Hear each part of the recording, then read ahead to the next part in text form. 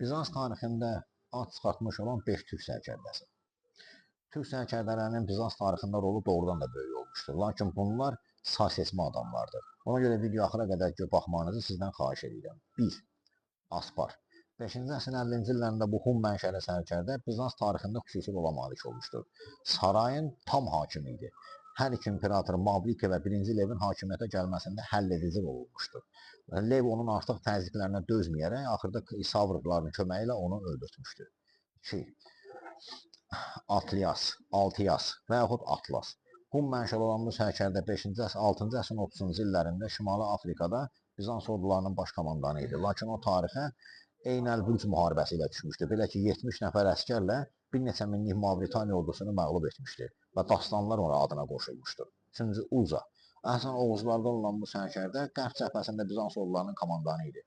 Siciliya Normanlarına qarşı müharibələrdə ad çıxartmışdı. Eyni zamanda 1092-ci ildə Kumanların məğlub edilməsi ilə Bolqarıstan yaxınlığında məşhurlaşmışdı. 4. Algir Karaca.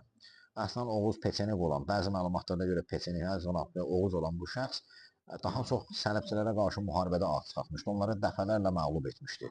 Lakin eyni zamanda Bizansın Səlcuqlara qarşı müharibələrində də xüsusi rol oynamışdı. Və ən nəhayət 5. Manastır.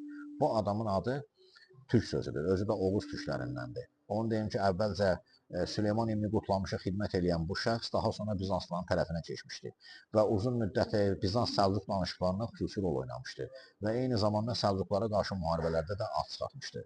Manaq üçün bir sözlə sizə demək istəyərdim.